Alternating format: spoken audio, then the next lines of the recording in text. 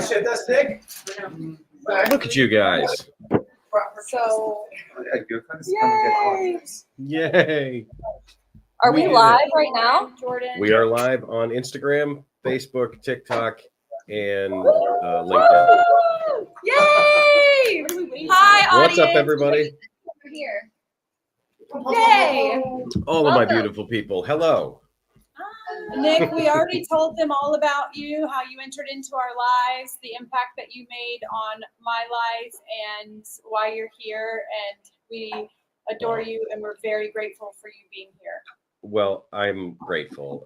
Thank you for inviting me. Number one, I really wanted to be there in person to hug these two ladies who have been so instrumental in helping me grow my business and doing what I do. So, felt like the right thing for me to jump on and be of service today. So, welcome to the show, if you will.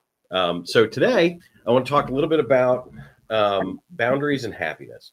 So, if you don't know who I am, my name is Nick Pollard. I'm known as the People Displeaser on Instagram and every other thing. And we've got about 1 million followers now across all the platforms, which is really cool. That's actually a milestone I just hit in the last few days. So pretty excited.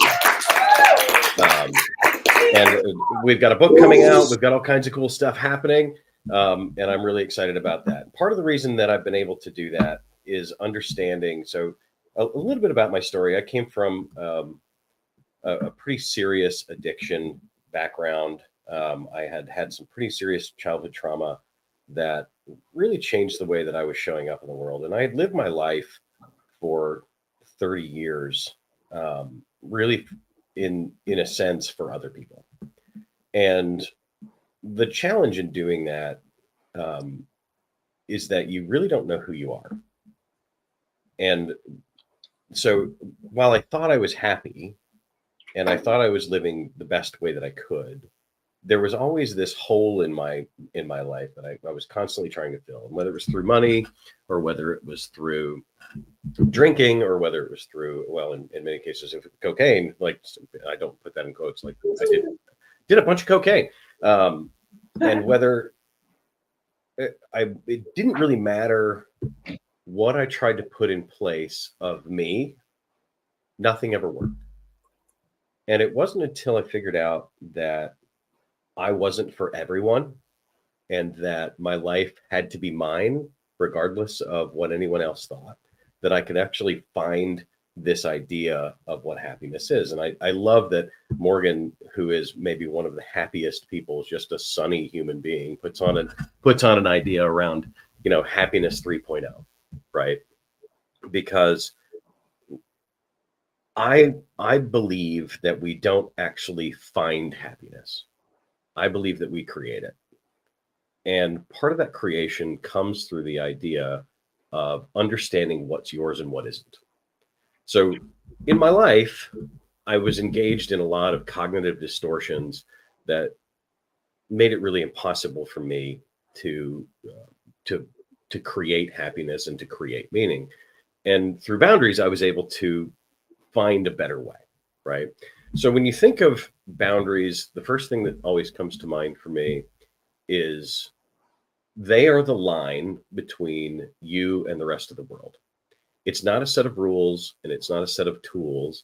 It's more a definitive action that you take that says, this is where I end and the world begins. And because I define it that way, I was able to start overcoming a lot of the cognitive distortions that we see in the world today. And as a mental note, I work mostly with people pleasers. And according to a recent Instagram study, 76% of the American population currently identifies with being a people pleaser. So raise your hand if that's accurate for you. Okay, so we got a few of you, which means that if you're in a position that you're constantly trying to make everybody happy, there are a few cognitive distortions that you're working with that really prevent you from having boundaries and i.e. creating happiness. And one of those is this idea of all or nothing thinking. So the cognitive distortion around this is people pleasers believe that they're either fully available or they're completely detached, right? You're either all in or you're all the way out. Right. And this is part of this is also in the ADHD narrative. where these two things kind of line up. So if you have ADHD or you think you might, raise your hand as well. Wow, what a surprise. Everybody who said they're a people pleaser thinks they might have ADHD. So the impact of setting boundaries in this way is you start to see relationships as nuanced, right? And it helps you avoid this burnout and resentment that shows up from this all or nothing giving situation where you're constantly feeling that if I don't do everything, then I am not enough. Right. And for most of my life, I lived that way. And it was, I would do it in the weirdest ways. Like I would over tip, for instance. I'm tipping like 35% to try and make the bartender happy. And I was basically paying to have friends. And I started to notice that the more I gave, the less people liked me. And if that resonates for you, the reason that is because you're giving in ways that people aren't asking you for. And because you're not filling your own cup and you're not giving yourself enough grace to create the life that you want, people find you boring. And if that resonates, that's because what happens is you get to a place where your life isn't your own very, very quickly without setting boundaries. And it's really impossible to be happy if you truly believe or you start to feel in any way that you are no longer living in the way that you were designed to live. Right. And that's what this all or nothing thinking created for me. Right. So when I started to set boundaries, it enabled me to create balance, right, and connections. And it fostered a sense of control and well-being where I knew that I was in control of how I showed up in the world, and whether anybody else liked it was really irrelevant. Does that resonate for you guys? Yes. Nice. So the other one that was, and there's really 5 of these that I've kind of come up with, is the idea of overgeneralization. So in terms of distorting the world around you, people pleasers and people without boundaries tend to believe that setting boundaries in one instance all means it will always disappoint everybody else. And the most important word in that sentence is always. Right. So when we think about the idea of overgeneralizing, that's when you start to hear like, I'm always being taken advantage of. I'm always coming in last place. I'm always anything. Right. So when you overgeneralize, what it creates in your life is this idea that you can't have the things that really matter to you. And the challenge in that is that you're right. You can't have the things that really matter to you because you haven't boundaried yourself enough in a way that allows for those things to be. So the challenge is, if you start to create a systematized way of being around this boundary idea, like creating clear boundaries that prevent you from spiraling into negative thought patterns, right? You start to say no, right? And the challenge for somebody who doesn't have boundaries, especially somebody with ADHD who really, or ADD, doesn't really matter, who loves dopamine, is we get into a situation where we really love the word yes because it makes us feel good. And it's not because we actually want to do what we're agreeing to.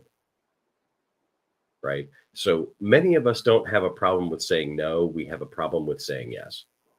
And this overgeneralization starts to show up. And the number one boundary that you can ever set for yourself is the idea of saying no. Right?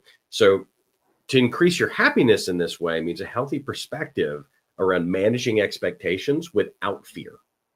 And it leads to this emotional relief where you're able to objectify most of the things that happen in your life, whether it's trauma, whether it's just a bad day, whether you stub your toe. You're able to zoom out and start to look at life as it actually is. And when you look at life as it actually is, it's generally not that bad. And that's one of the hardest things that I ever realized is my life sucked for about 10 years, but it only sucked. Like I only knew it sucked because the previous 10 years were fucking awesome. So you can't know something sucks without being happy, right? So happiness comes, I like to say it bookends misery. Always, right? So in between every happy point in your life, you're going to see that there was like this kind of miserable period, and then there's happiness again. Because happiness doesn't actually show up when we're at the finish line. It shows up during the work. It shows up as you progress, and then you get to a place you go, wow, I finally did it. And then because you're a human and you're designed to live in a happy way, well, what do you do then? You go, well, shit, I got to find something else to do. Right. And that's not self-sabotage. That's just how human beings are designed. We go, okay, how do we be happy? We find a way to do that. And we create synergies around the next thing that we have to have. Right. I saw this. I was on vacation in Florence a couple of weeks ago, I guess last week. And I thought to myself, wow, I can't wait to do this again. Like there I am sitting there already in Florence, planning the next time I go to Florence. Right. So this happiness idea is about living in the moment. And to live in the moment means you have to have boundaries, right? You have to quit overgeneralizing, because without that perspective, you create misery that doesn't have to exist. Happiness is an experience. It's not a destination. It's something you allow. It's not something you create. Right. So moving on to the next idea, again, in the people pleasing narrative, which is, kind of my wheelhouse, which is the idea of mind reading, right? People pleasers tend to assume that they know what other people are thinking. And if you're living without boundaries, you tend to hold yourself responsible for the wants, needs, and emotions of other people. If that resonates, raise your hand. So many people, right? And because you're holding yourself responsible for those wants and needs, you're not able to take into account what you need out of this life, right? But also, you're holding yourself to a standard that's completely impossible. So one of the concepts around happiness that has been really valuable to me is that I started to recognize that healthy people ask for what they want. I want to say that again, just for effect, is that healthy people ask for what they want, right? Your needs are yours to fulfill, right? And the minute you put that at the forefront, and it's not about making, I hate the narrative around boundaries about, putting yourself first. You're not supposed to put yourself first. That's not what it is. Your needs and wants need to be equal to those around you, right? It's not about you being Machiavellian in this way. It's not about you being narcissistic. It's about you saying, I am equal and I am allowed to prioritize myself, right? So in the idea of mind reading, what we see is it discourages open communication, right? And it creates this high level of anxiety because you're constantly trying to anticipate other people's needs. Right? Rather than looking at what's real, rather than asking what's real, rather than being in the moment, you have to be anticipatory in every situation. And when you start to act like that, you create this massive anxiety because everything becomes unstable at that point. Right? So you're creating these awful moments where you're going, okay, well, how do I be more in line with what I want? In the meantime, I'm also trying to, intuit what Becca needs or what Morgan needs, right? Whereas if I just said, hey, do you need anything? Whose responsibility is it then? Right? It becomes their responsibility to let you know. And if the answer is no, just shut up. You don't have to fix it. Yeah. So when you think about increasing your happiness in this way, right, this direct communication replaces all that guesswork, right? It frees up all this mental energy and it leads you to much more fulfilling relationships, because if you're giving in a way that allows people to be happy and allows them to just experience you, like if you're giving from a place of fullness rather than from a place of need, which is what so many of the people pleasers in my life do. They're giving from a place of want, from accept me, love me, rather than a place of I love you. when you're able to give from that place, you get to experience yourself and other people in a way that is completely unique. So, and that brings me to the idea of this, something that I say a lot, and I think it was actually one of Morgan, I think you loved this video, was when I said if kicking your own ass was going to work, it would have worked already. Right? The reality is most of us spend all of our time thinking of what we should do, right? Those should statements. Morgan, you said it best recently. You said, don't should on yourself.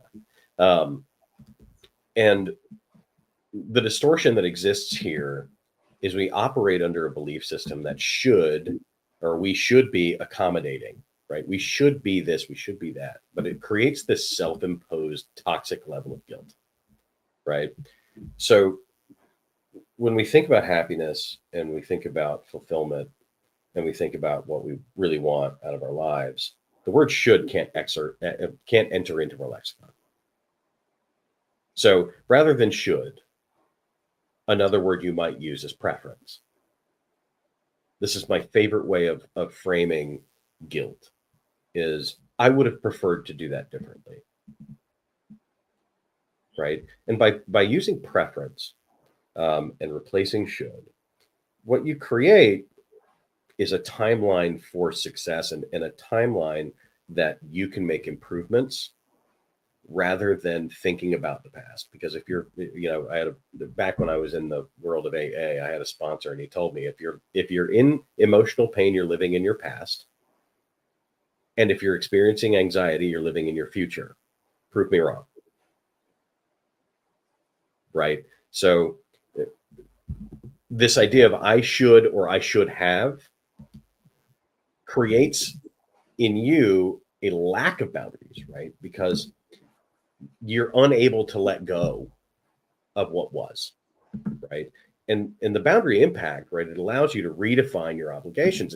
It focuses on this healthy, realistic version of being in life.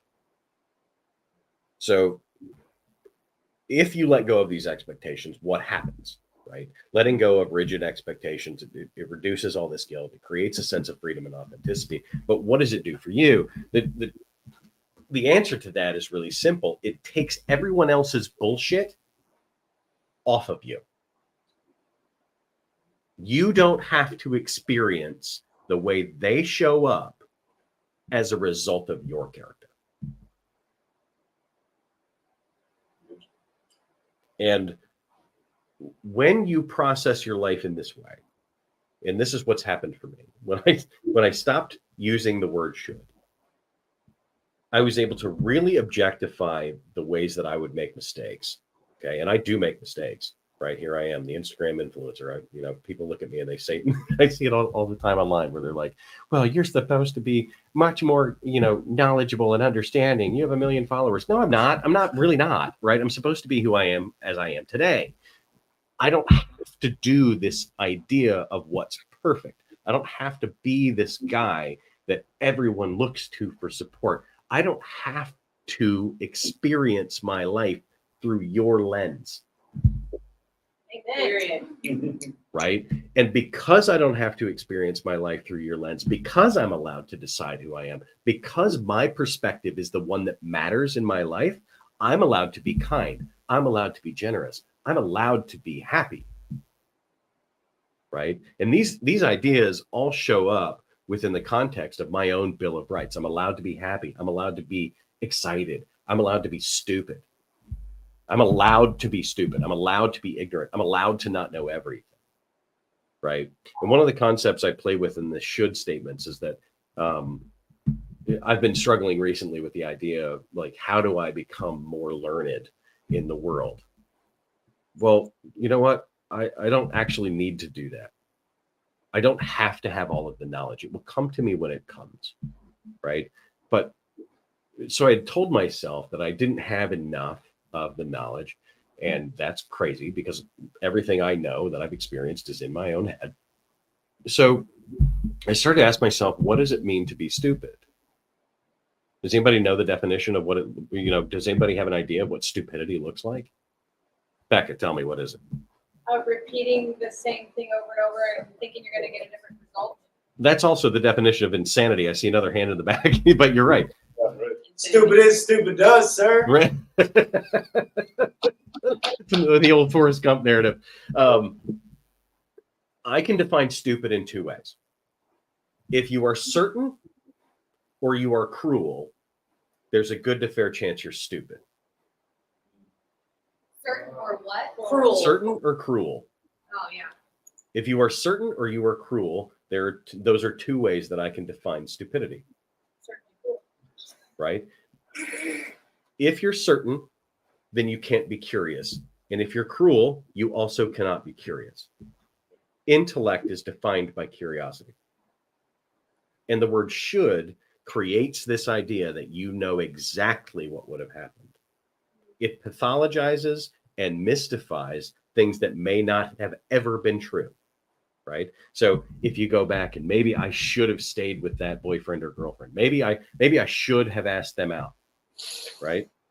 If I had, my life might have turned out this way. And we create this this fantasy of life through should statements. Right? And the fantasy could be good or bad, right? But when you allow the adventure of life to be, and you create in yourself the idea of honesty and trust, then you get to be anything you want. You don't have to challenge everything. You can just be curious and learn. And through that learning, you no longer have to think of what you should be or should have been. You can just be in the moment and live your life in a way that makes sense to you. Yes. Would you also say, like, the word should, right, is like a forced self-judgment on yourself? So it's always negative, right? It's always, I should have done that, right? It really is. I see. So I work with a lot of men in the nice guy world. If you've not read the book, No More Mr. Nice Guy, men or women, go ahead and read that book. It'll change your life. It's by Dr. Robert Glover. He's a friend and my mentor. But the word should doesn't do a lot except for help you to express a level of toxic shame. Yeah. And the difference between shame and toxic shame is something that will really impede your happiness, right? So when you think of shame, we're talking about the idea of I did a thing that was bad. When we're thinking about guilt, so there's shame, guilt, and toxic shame. Right? So shame is like I did a bad thing or I'm doing a bad thing and I don't like it. Shame got me sober, just as a point of reference. So shame was the reason that I was able to find a level of sobriety that makes sense to me. I'm a recovered alcoholic, which means that I allow myself to have a drink from time to time and I'm still fine. My life doesn't fall apart, right? Because I won't engage in the entirety of I'm sick all the time for the rest of my life. That sounds shameful, right? So when you think of shame, it's like I did a bad thing. When we think of guilt, we're generally guilty about the result that happens for other people. So we're usually guilty about outcome. Shame is around action, right? So shame says I did a bad thing. Guilt says, oh, it really screwed somebody else's life up. Now I feel like shit, right?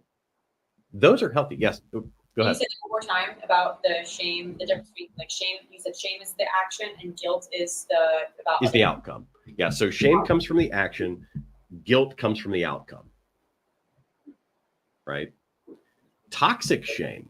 This is where it gets really weird. Right. So we have shame that says I did a bad thing. Toxic shame says I am a bad person. Yeah. And if you engage in that toxic type of shame, what you then find is that you can't get out of the spiral. You can't get out of it. It becomes your identity. Yeah. Who said that? Raise your hand so I can say, oh, it's Morgan. Hi, Morgan. Right. It becomes your identity. She's brunette now. I'm undercover with brunette hair. Right. I've not seen or experienced Morgan as a brunette before, so this is new for me. What we needed to do is dye Rebecca's hair blonde, and then I would be really confused. So when you think in these should statements and you think of how your boundaries show up, right? It's letting go of these rigid expectations and reducing the guilt to give yourself the freedom to be authentic, right? So you're never going to get it all right. You're never going to be happy if you think you are. The key to understanding life in terms of happiness is knowing that it's hard. Right? There's a book that was written by M. Scott Peck. It was the #1 selling ever personal growth book of all time. Right? It's called The Road Less Traveled. And in The Road Less Traveled, the opening line of that book is life is difficult. And it's only difficult until you realize that life is difficult. Right? Once you practice in that acceptance frame, then there is no should or shouldn't. It's just what happened. So when I stopped the idea of what I'm supposed to be and started just being who I wanted to be, I started to have a life that is beyond anything I ever imagined. And I mean that, beyond anything I ever imagined. You know, I've traveled the world. I spent 2 years in South America. I went to Japan. I recently got back from Europe. I'm moving into my dream apartment. Like, life starts to happen for you when you take away the idea of what you're supposed to be and just start being. And I'm super passionate about that because I see a lot of faces right now in this beautiful room that Morgan's created, the space that Rebecca and Morgan have cultivated around how do I find this idea of what it means to be happy? My answer is you don't. You allow it. You become it. You design it. Right? And the final thing in terms of cognitive distortions, did somebody have a question? Yeah. Yeah. Great. So did you find, I mean, I've done a lot of introspection. Probably a lot of introspection in my life. And it was, at first, it's hard to do what you're asking of yourself. But when you get into the habit of doing that, it becomes easier and easier to allow it to occur. So you have to build the habit of allowing it to occur. Is that the same for you? That's what happened to me. So let me try and reiterate that question. I might have you ask that again because I couldn't quite hear you. Okay. Or we can save that one too when I walk around with the phone. Yeah, that's fine. and you get Yeah, your let's phone. do that. Let me answer that in about 5 minutes because I think I love that question. I just need to hear it a little better. So the final cognitive distortion in the world of people pleasing and boundaries, and this is a really important one, is personalization, right? We often take responsibility for other people and their unhappiness or discomfort. We take personally. And the problem in that, of course, is that we are then becoming emotionally unstable. Okay. Emotional instability can be defined in a lot of ways, but one of the keys to it is understanding that to be emotionally unstable is to put other people in charge of your emotions. Right? Because then you no longer control who you are. This is especially true for people that are codependent. I know a few of those in my life, of course, as a people-pleasing coach. This is especially true in narcissistic personality disorder as well. The narcissist has a tendency to adopt other people's emotions, right? And what happens in that way, it's particularly toxic if they're narcissistic anyway, but if they are this version of narcissistic, what happens is they then draw that energy from the other people and nobody can feel safe. Right. So the idea of personalization is one that really resonates for me because I used to think that I was an empath. And I actually don't believe in empaths. I don't think they exist. I think they're people pleasers with a different name. Yeah. Right. And when because I recognized that the empath narrative was actually a trauma response. It's like I have to intuit everybody else's bullshit so I can feel safe. That's not normal. Right? So because I thought I was an empath, I thought this was a superpower. And as a coach, it is a superpower, by the way. I'm able to pretty well read emotions in a room. I can turn a room around pretty quickly, too. I can make a lot of people like me really, really quickly. Right? But I can also do that in a people-pleasing way that makes me feel like I want to blow my brains out. Right. So to do that from the perspective of how do I allow myself to be real, you cannot take responsibility for how other people are feeling. You can take responsibility for your actions. You can take responsibility for their impact. You can take responsibility for your choices, but other people's thoughts, feelings, and emotions are not your responsibility until someone brings them to you. Right? So they say this a lot in the rooms of AA. What other people think of me is not my responsibility or is none of my business.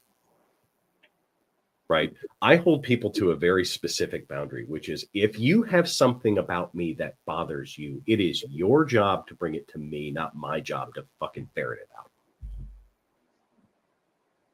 It is your job to speak into existence what is real for you. And if you don't tell me, I'm not going to try to figure it out.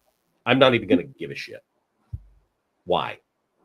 Because if I do, what do I create? Emotional instability and misery, right? It creates suffering that I don't have to engage in. Life is already hard enough, right? Why do I have to suffer wondering what you're thinking all the damn time? It doesn't make any sense, right? So this idea of personalization is the impact of boundaries, right? Boundaries help you to recognize that others' reactions are not yours. When you release yourself from that kind of idea that other people's actions, other people's reactions are not my responsibility, what does that create? Well, it creates a level of happiness. It creates a level of joy. It creates the ability to just design and be in your life. And if you're in that people-pleasing frame and you're miserable all the time and you're constantly trying to figure out how other people are doing, right? You don't have the ability to look inward. So think of it this way. If you want to be happy and you realize that happiness is something that you notice, it's not something you create. It's something you allow. It's not something you create.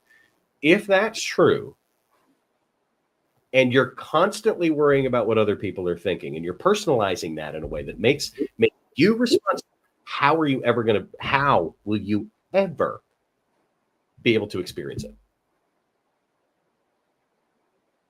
Right? So this boundary, again, when we think about what a boundary is, it delineates the place where you stop and the world begins. Right? And in terms of interpersonal boundaries, they define 3 things. Who gets to be in your life? For 4 things. Who gets to be in your life? When do they get to be there? How long do they get to stay? What are they allowed to do while they're there? That's it. List those again. One more time. One more time for the back row. Who gets to be in your life? When do they get to show up? How long do they get to stay? And what do they get to do while they're there? That's it. Right? Which brings me to another part of that conversation and this idea of personalization. If you ever have to have a boundary conversation, do you know how to do that? It's really simple. Ow, you hurt my feelings. Did you mean to do that? That's it. We don't have to have 10-hour conversations with a list of boundaries. Like, here's, Mom, I'm going to tell you all the ways that you violate my boundaries. That's not how we do this, right? It's not a list. Okay. So this idea of personalization comes back to the idea of communication. If you can't speak into existence how somebody hurt you, then you are going to struggle with boundaries, right? And then you're going to continually get walked on, and you're going to feel like shit all the time. Then you're going to have to take mortgage workshops 5 and 10 times.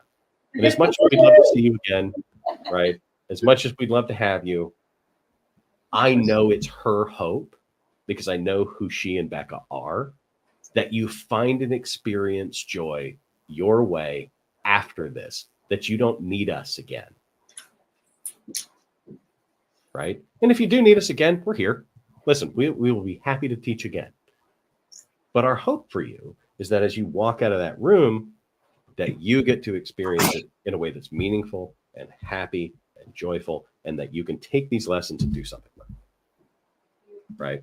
So when we think of how this increases our happiness, this shift in perspective, it relieves all of these unnecessary burdens, and it helps us foster a level of peace within inside of ourselves. Right? If you become peaceful internally, then you're able to stop the storm and look out and say, okay, what's actually real, what's good and what's bad. almost every person in the room that I see is experiencing something awful right now. Not if that's true. There's something awful going on in your life right now. Okay. Now we know. Okay. Everyone's nodding. Now, not if there's something awesome that's going on in your life right now. Fuck yeah. Right? So, what does that mean? It means that happiness and misery can coexist. The challenge isn't whether you're happy all the time, it's whether you can fucking notice it. And if you take personalization out of it and you begin to design a life that is just for you, then you will have peace enough to see that life isn't about all this other nonsense, right? You design what's happy for you. You design what makes sense for you. You get to be who you want to be. You are allowed to be.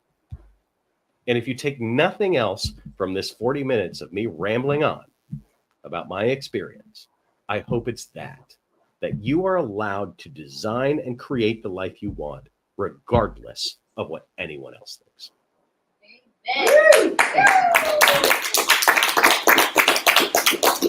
And if you've ever watched my channel, hope this helps. Yeah. Say all the time. So I would love to open this up to questions. We have a solution for that, which means I have to switch microphones. Wait, I don't know how to do that. Hang on. Let's see. Can you guys still hear me in the main room? Okay. So now I'll unmute Morgan. Hang on. I got to add you to this. There we go. What's up, girl? Hi. Ooh, There's some feedback. there is a little feedback. Let's mute something. Yeah. Let's turn that computer mic off. Okay. Here, you talk to Becca. What's up, girl? Whoa. She's coming. All right, let's try now. Morgan and Becca show. All right. So I have an idea. Hello? Still a little echoey. Not sure how to do this well. All right. We're going to do it different.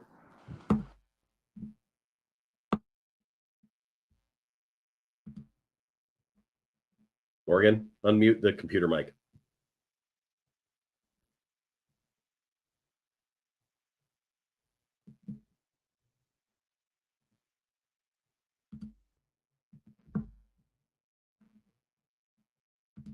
I can hear you, Nick.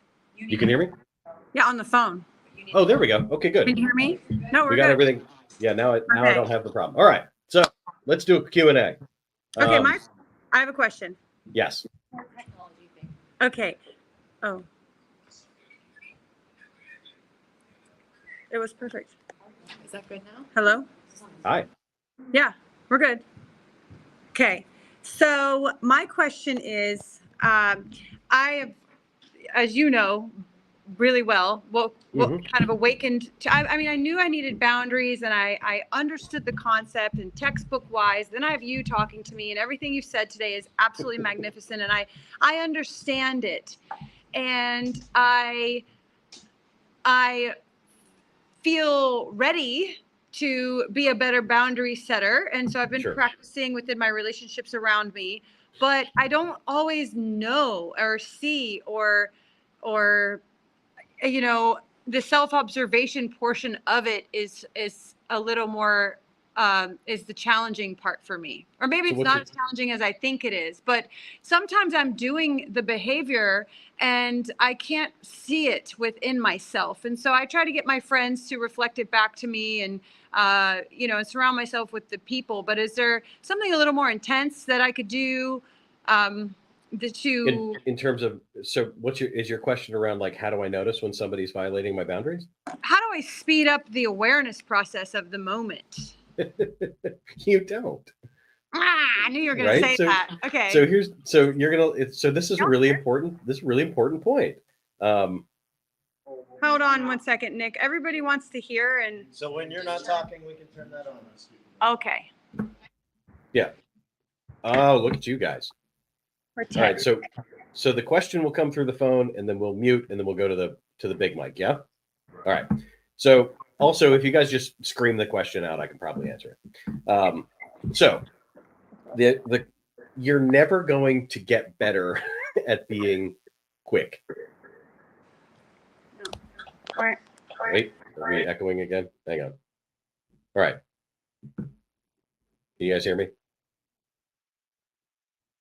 All right. I'm going to unmute it. Morgan, unmute your mic. So you're never going to get better at being quick. Okay. When somebody violates your boundaries, there are two places you can do that. You can immediately speak it into existence that, hey, I may have, this is a thing that bothered me. Or you can do that after the fact. Right. And it's perfectly fine when somebody violates a boundary for you not to notice. That's something you're allowed to do, is to go, I noticed that felt bad, but I didn't know how to address it. This can be done later. It needs to be done as soon as you see it. And you can articulate it well, but it needs to be done later in almost every case, by the way. So think of it this way. If you're at Thanksgiving dinner and your mom is being a pain in the ass and she says something that sucks, right? Is then the best time to have that conflict? Probably not. Right? There's a difference between deferring conflict and avoiding conflict.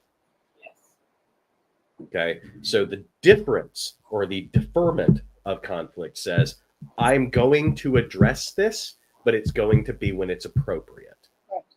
Avoidance says, I'm never going to fucking address this. Right. So when you defer conflict to, it's like a deferred penalty in football. Like when you say, okay, we're not going to do that. Not now. Right. You don't need to say that in the moment. You can just ground. So the best way to do this in the moment when you feel somebody, you should put both feet on the floor, right? Just hammer your feet to the floor, take a deep breath and go, okay, I need to remember this. Right. Then when Thanksgiving's over, everybody's gone home, and you're not going to create a bunch of drama in the room, have conflict. Right. And this goes for work. This can go for family relationships. It can go for your kids. It can go for your wife. It doesn't really matter. Right? It's a matter of, how do I have effective conflict and do it in a way that's meaningful. Right. So basically, it's a practice. It's just like any other life. It's a skill you have to develop. Being happy is a skill we have to develop. So right. Well, I think happiness is a skill set, but again, I don't know that that's the skill set. I think the skill set is recognition. Right. Right. So being able to recognize happiness is more important than actually experiencing it. Yes. Because if you go, holy shit, I'm happy. Right? Right. Look at that. Yeah. Right. Becca, you're one of the happiest people I know. Morgan, one of the happiest, sunniest people I know. Right. So happiness comes from being playful and comes from being curious, right? Incidentally, happy people are very often the most intelligent. Yeah. Right? Very smart.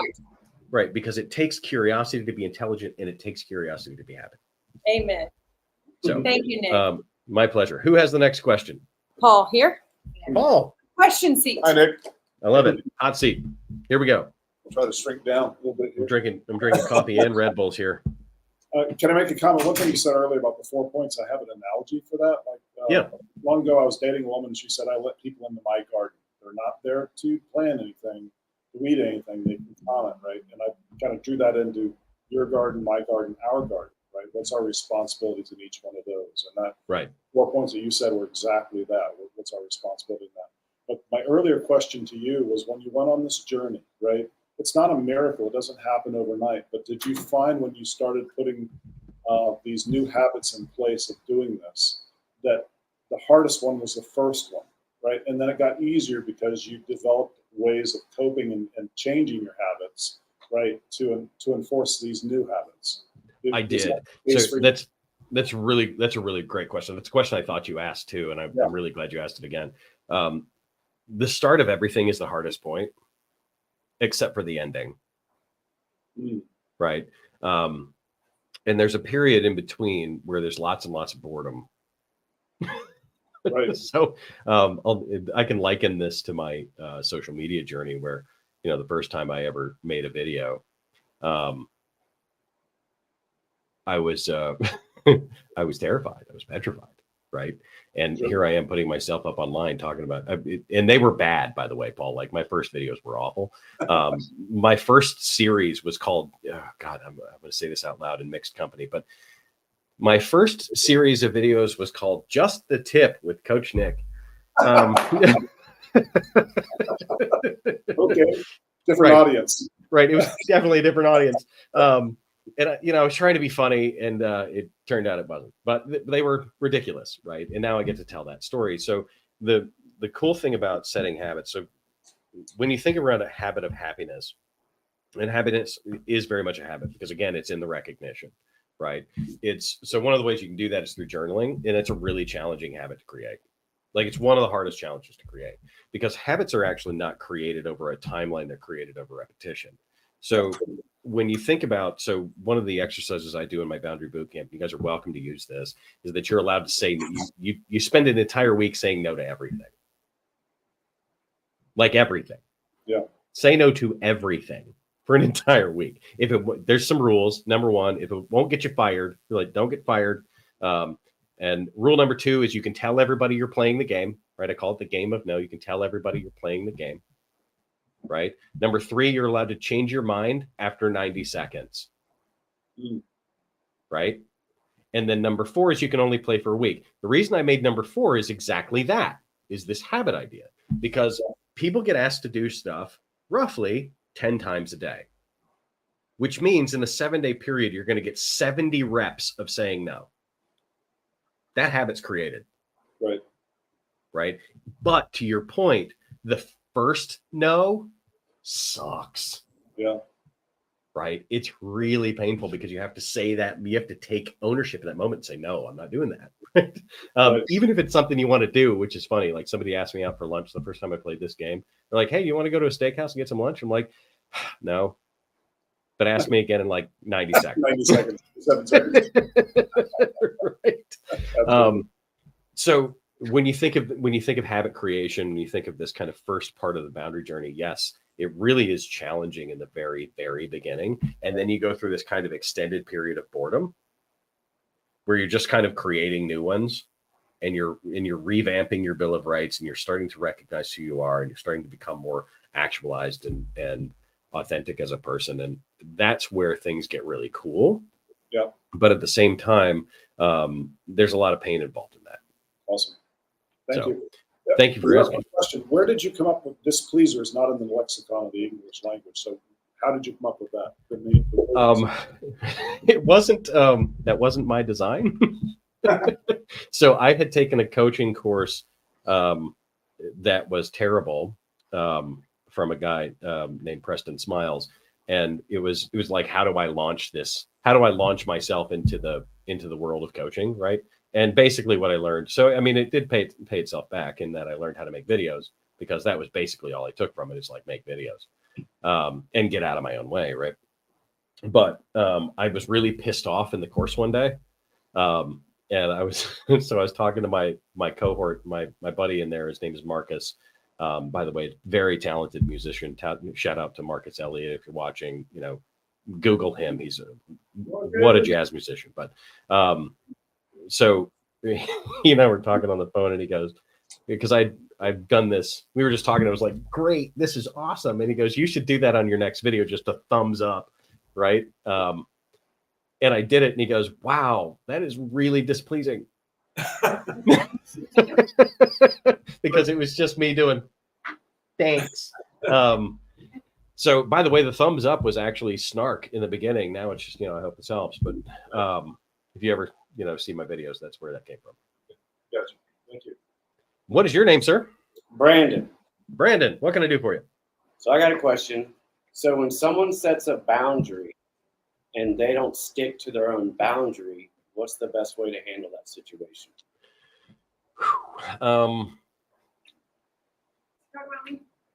So, Nick, this is my brother. This is my brother.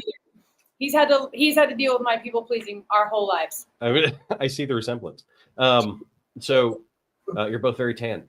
So To answer that question, Brandon, I would say that it is your responsibility to do the best that you can do when somebody sets a boundary with you. Do you mind if I ask what boundary this is? No, it's kind of personal. Okay. So yeah, we won't broadcast that to the world at large, but boundaries, I say it and Dr. Glover says it too. If somebody violates your boundaries, that's a you problem. Right? So if somebody expresses a boundary to you and you own that and you say, okay, I will do my best not to bump up against that. Right? That's all you can really do. No matter how much they get out of line in their own boundaries. Right. What I hear you saying is somebody's expressed a boundary and they're not living up to their own expectation and you're personalizing that. Right. So the reality is, Brandon, other people's boundaries are none of your fucking business. Right. Which means that you have to decide, this is a really important point, guys. Like, being happy very often is going to be in line with who you allow in your life. And if a person is speaking into existence that they have a boundary in a certain way and they're choosing not to live up to it, they're probably not expressing a boundary, they're expressing a rule.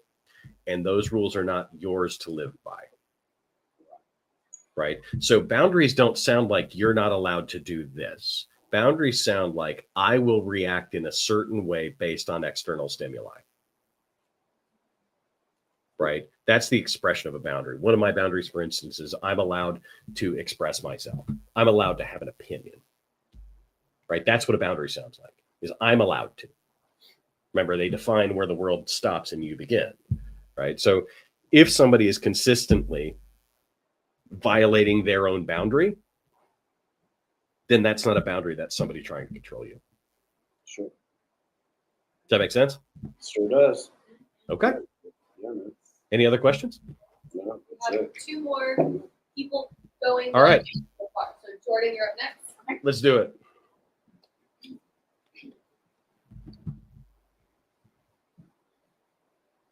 Hi, Nick. Hello.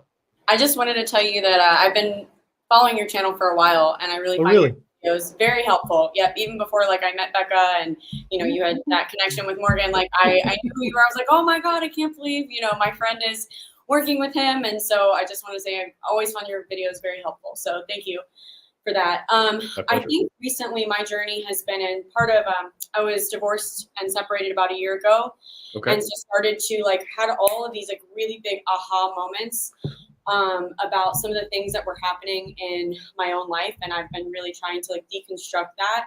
Sure. And then of course, obviously that goes back to other relationships that you've had in your life, and so a lot of some of the things that I've been consuming, in addition to your content about boundaries, has also been about narcissism. Mm-hmm. And some of these ways that I've been manipulated and controlled, and then how I've also done that as well too.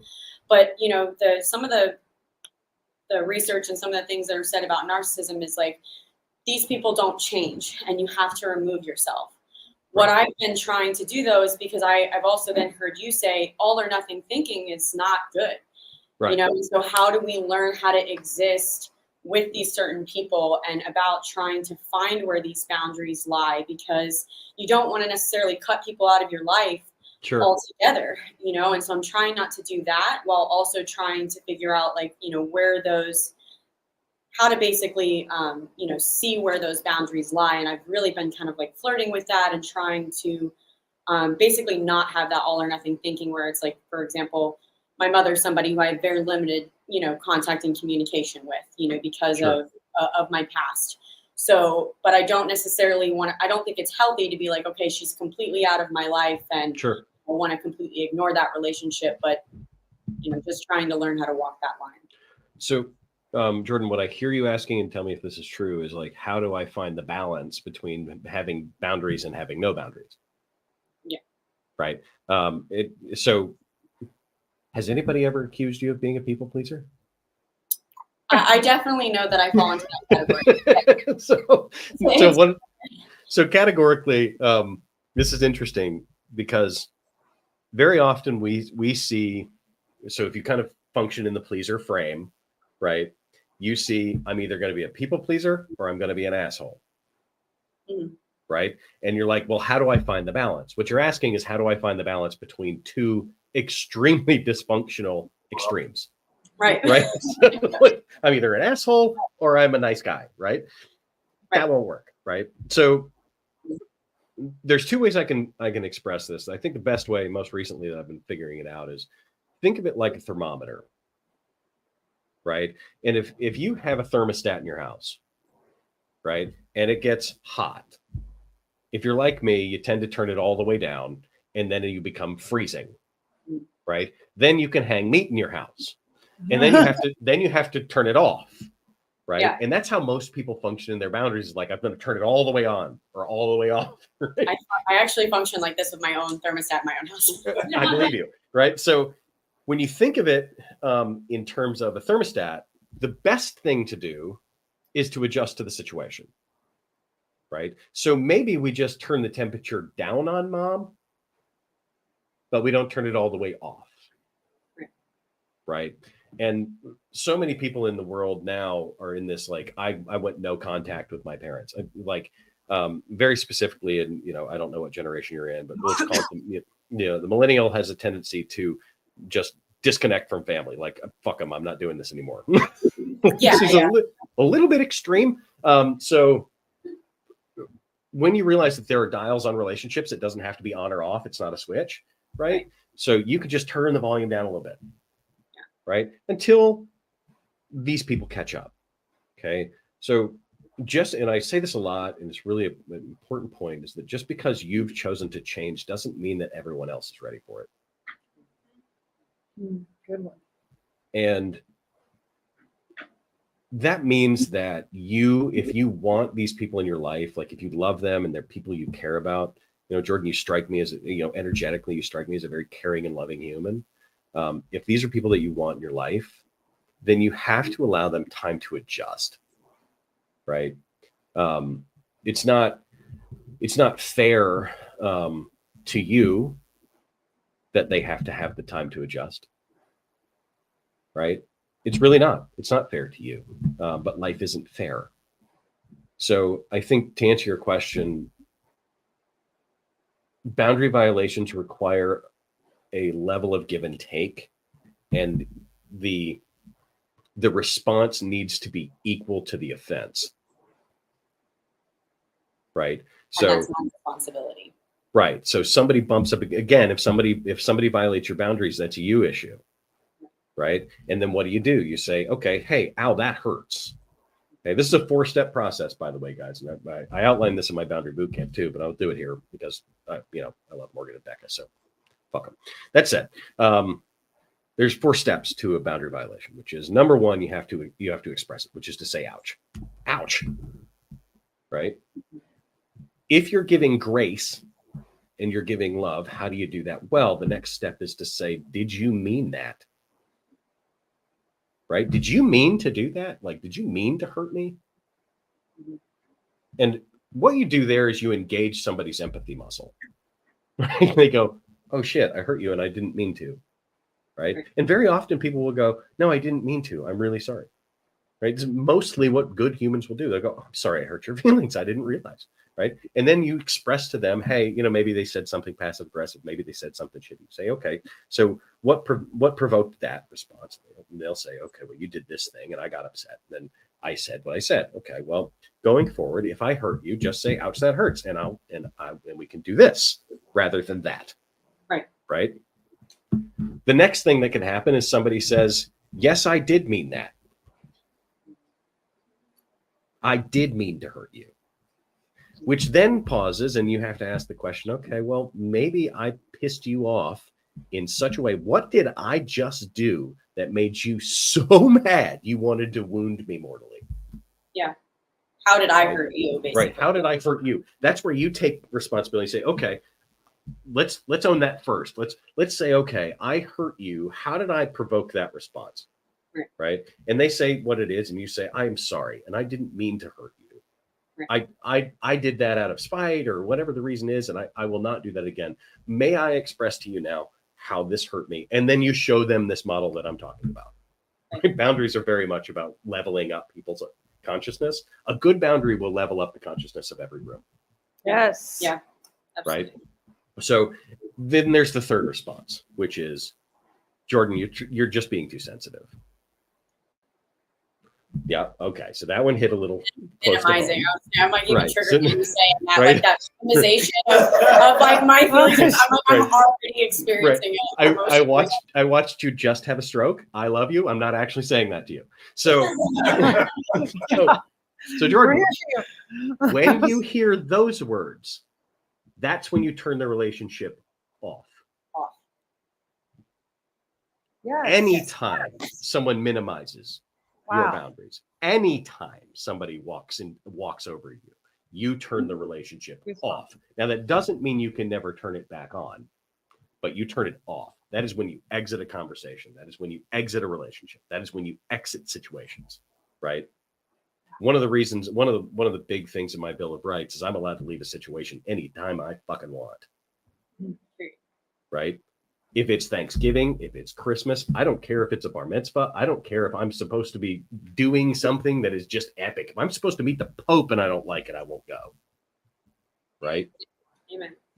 Because you're allowed to have boundaries, Jordan. Thank you. Right? So when somebody dismisses you, that's the delineator. That's when you say no more. We need to stop the conversation here. I will come back to this when I feel it's appropriate. Make sense? Yes, very All right. much. So. Thank you very much. That was very helpful, and I really appreciate you taking the time to be here today. Thank you so much. It's my pleasure. Thank you for asking the question. Great question. Yeah, thank you so much. One more My pleasure. question, just because it was common. One more. All right. I'm open to answering as many questions as you guys want. I'm here for another half hour or so. Mikey? Oh, the- Two more. That's What are we doing? Entertaining you while we wait for him. Da-da-da-da-da-da-da. Hey, what's up, Nick? What's up, man? Who am I talking to? It's Paul. So I'm Mikey LaBelle, and Becca and Morgan are dear friends of mine. I consider them family. And again, like she said, thank you for taking the time to be here. And I'm just seeing, I'm looking at you, and I see this like competence and confidence. And as you know, I took the last year off, like laying low, had a big local social media thing, put myself out there too much, and I was getting so now I'm ready to get back out. And you, as a man, when time to step into yourself, to really fortify yourself, protect yourself, and like genuinely, because you provide value. And it was interesting to hear you say, people expect you to be more competent or knowledgeable. Like when you started off, I didn't get that. I didn't pick that up at all. You know what I mean? You all the references, and it was very articulate and super respectable. So like my personal brand is like Shark Puppy. And if I'm too puppy, then I realize it's almost like a pleasing, and then if I'm Sure. too shark, it's excessive. So I'm getting to the point where, I'll be 40 this year, and it's like, okay, I got to kick it into gear, get results for these people around me that I care about so much. Sure. So when it's time to get your results, as a man, how do you just stay fortified, and keep yourself in check, and and make shit happen, Clarify that question for me. How Like do you stay strong in and- one and- sentence, what's your question? Hit me. as a man, how do you get what you need? You know what I mean? And keep it and stay doing the Stay grounded. stay grounded, It takes The energy. short answer is, so the definition of confidence. Do you know what the definition of confidence is? What? It's doing what you say you'll do for you. That's it. That's it. Everybody thinks like confidence is a swagger, confidence is a thing, confidence is this, confidence is that. Do what you say you're going to do for yourself, and you will be confident. Self-trust. Right? So if you think of what confidence in a bridge means, it means I can drive over that bridge and it's not going to collapse. Right? If you think of confidence in an airplane, I'm confident it's going to fly. Right? It's going to do what it says it's going to do. If you want to be confident in your approach to how you live your life and business, you need to write down the things you want to do and then do them. And the more you do them, the more you celebrate. So here's how you stay focused, right? Is celebrate your wins. If you're a people pleaser, and you might be, based on, you said the whole puppy mentality, if you're a people pleaser, right? The reality of that situation is you're terrible at giving to yourself and celebrating your wins. Tell me if I'm wrong. You're not wrong. No. All right. So how do you give to yourself and celebrate your wins? Every day you write down a way that you win. Every single day. I write down twice a day, right? So I wake up in the morning and I write down a win that was different from the day before, right? So at night I journal. I write down something I won on. I write down an opportunity. So it goes win, opportunity, how am I feeling? What do I need? Et cetera, et cetera. And then in the morning I write down a different win and a different opportunity. So I have 2 things I loved and 2 things I get to work on every single day. Okay. Right? The things I get to work on end up being my wins, and then you see how this progresses, right? So if you want to be more successful, if you want to be more creative, if you want to have more experiences that are amazing, then you have to celebrate you. Yeah, Mikey. How do you celebrate yourself? I write down everything I win on. And You don't have to throw a party, right? Yeah. It's in remember what I said happiness is. Happiness is not something you create, it's something you recognize. It's something you experience. Right? So just simply writing down, I did something really cool today. Right? And sometimes I celebrate bigger. Like I had a really cool moment with a client where I signed my biggest client this year ever. What did I do? I took myself out for a steak dinner. Of course I did. Why wouldn't I? Right? Why wouldn't I? But so, your celebrations. Showing up here today. Right? Your celebrations can be in line. Oh, you guys are so loving. You're so nice to each other. But your celebrations can be in line with the win as well. Right? So if it's a small win, it's a small celebration, but it's still a celebration. And let your friends celebrate with you.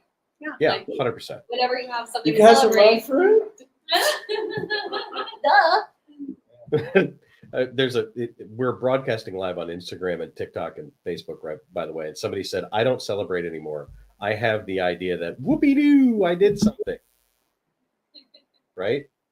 So we're talking about minimalizing positivity. Yeah, are they happy? Right? Are you happy? Probably not.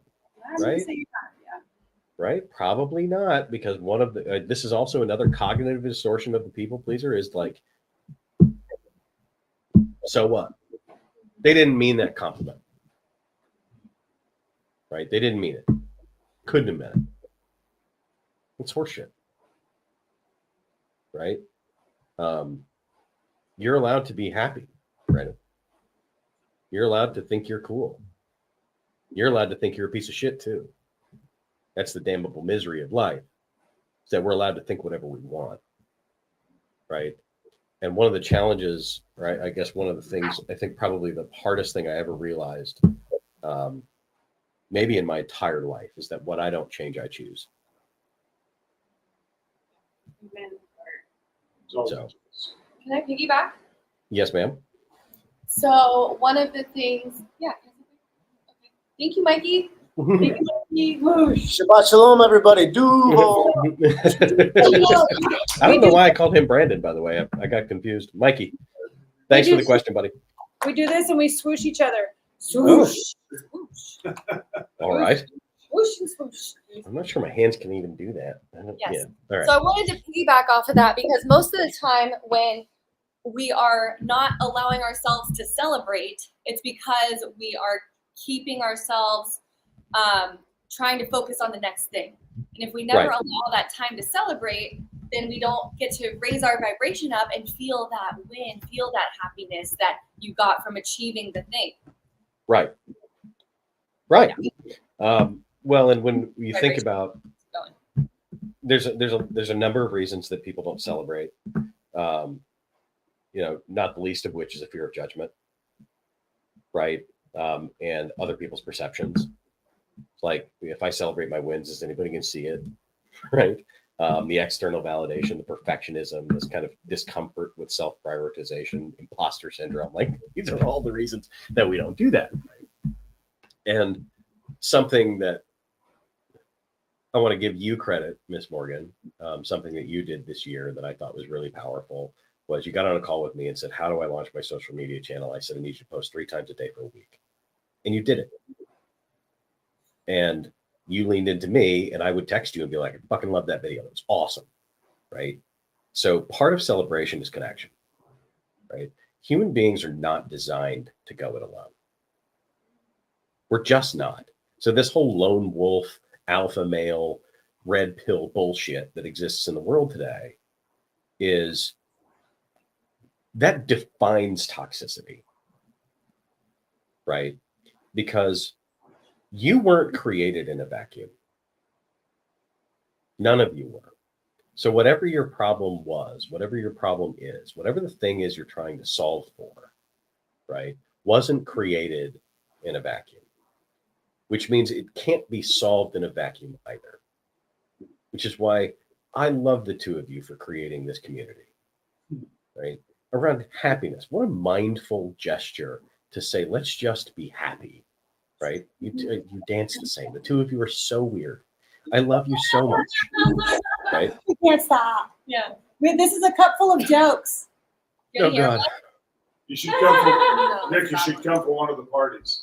Well, I will, trust me. Like, when you come visit us, we're throwing a party specifically. Let me get the Denver move accomplished, and I'll come do a whole speaking thing. Amen. We have a too. yes. We have a bad joke for you. Okay. Good joke. It's a good joke.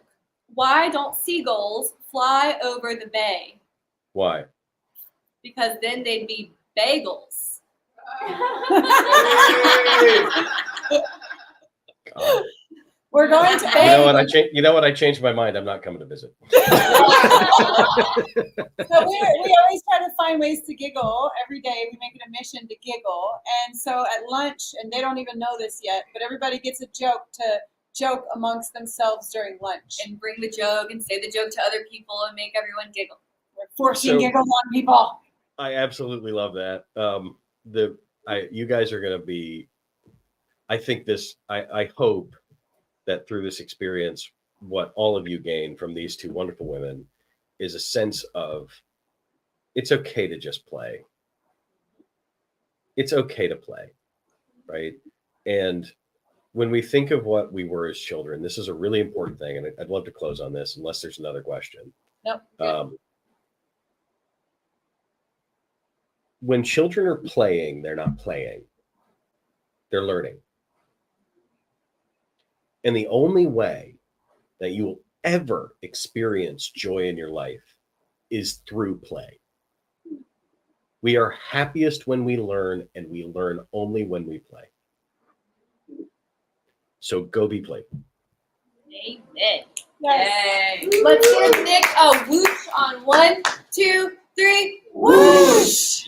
Feel it? You feel My dance it? for the day. Well, now, Mr. Krabs. So, Okay, yes, thank you so guys, much. thank you for having me. This was so much fun. I love you both. You're amazing. We You're- love Hey, you. Nick, can we get you to do a Duval? I don't know what that means. Duval. Duval I- County. It's our county. Oh, God.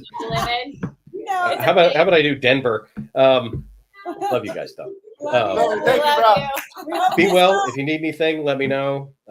If you guys have questions, just hop on my website. If you want to email me, nick@nickpollard.com. I'm happy to answer. We questions have your there. QR code up here with your link tree. It's not your link tree, it's whatever thing you use for all your links, but we have it Awesome. We hope this Well, helps. I hope this helps. here. Hope this helps. Bye, guys. Bye. Thank you. Thank you.